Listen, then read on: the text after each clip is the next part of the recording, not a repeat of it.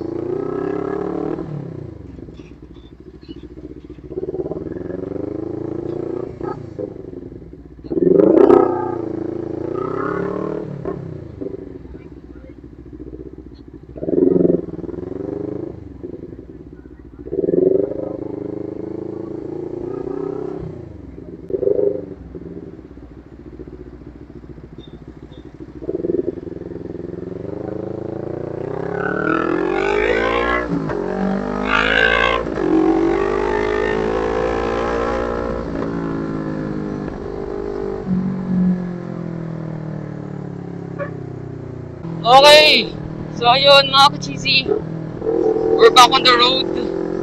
Tapos na yung first class, second class ko, second and last class. Online class na lang, so biyahe na akong pauwi, no? Ayoko nang tumambay pa dun. Actually, kanina pa tapos yung klase. Kaso, I was like checking one of the department, yung fitting room, kung bukas sila. The first time I checked kanina, sarado. The second time I checked, sarado.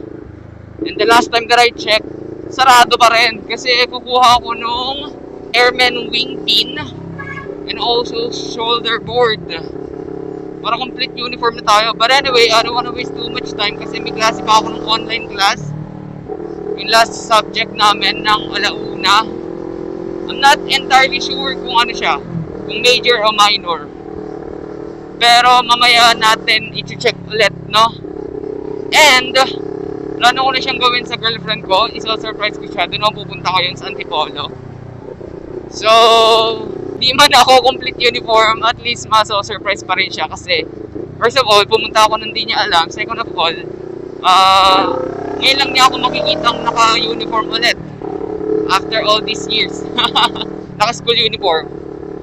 So, that's the plan for the rest of the day. Let's go! And by the way, saan ako dadaan? Sa Memorial Circle ng Quezon, UP Diliman, pa C5, no? Doon tayo dadaan ngayon. Kasi paano tayo? Pa Marcos Highway, pa Sumulong, and then pa Antipolo. So, let's go!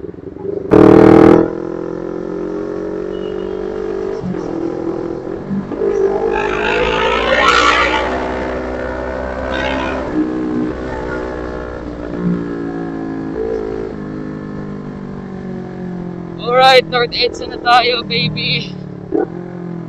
Umalis ako, mag-aalas 12. And ayoko naman na mag-take ng online class doon kasi yung online class namin is 1 to 4.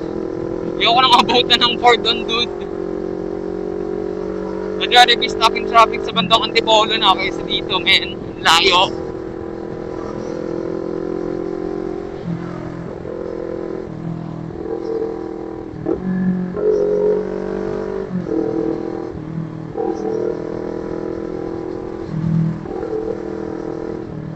Okay, so dito na tayo sa Commonwealth, guys.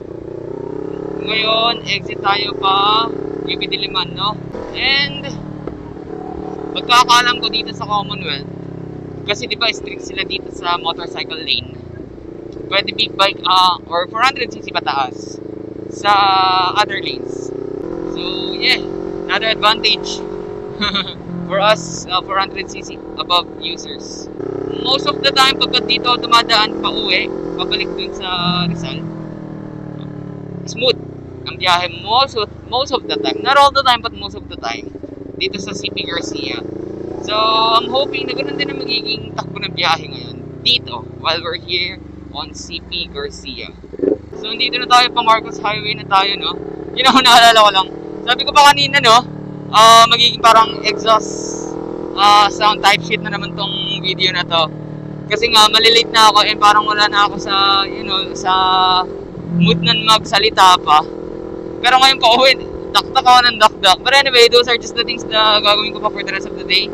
Now, let's enjoy the ride.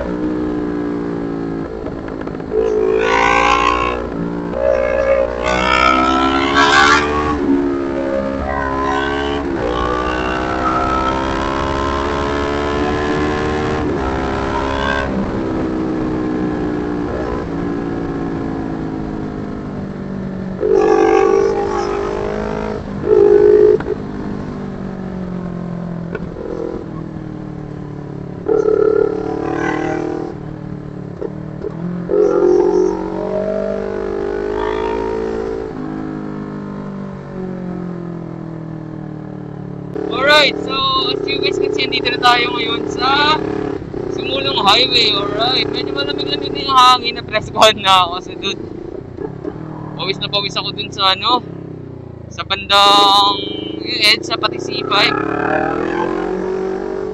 So, hopefully dito ma-presko pa tayo ng sobra, no? Para hindi naman tayo mahagard makita ng bebe natin. Bebe ko pala, hindi pala natin. Agal lang yon.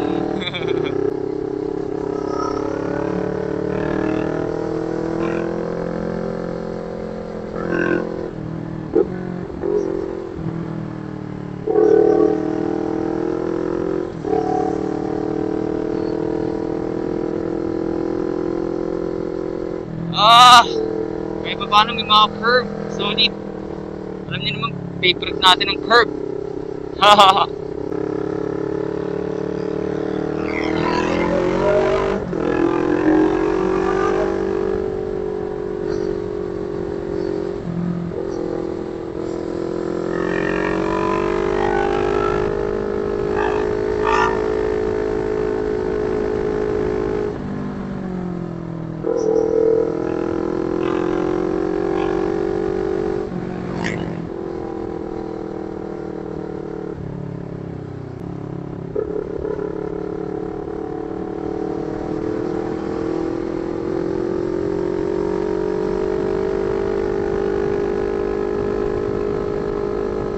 Medyo ma-presko yung hangin. Solid.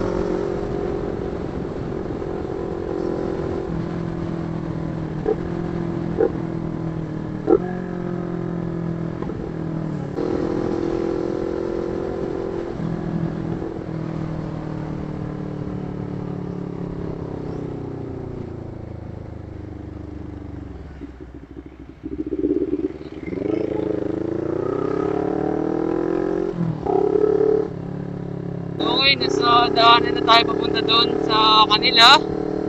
Grabe. Gusto ko na mag-brake ulit. Kasi walang brake kung nangyari yung first subject eh.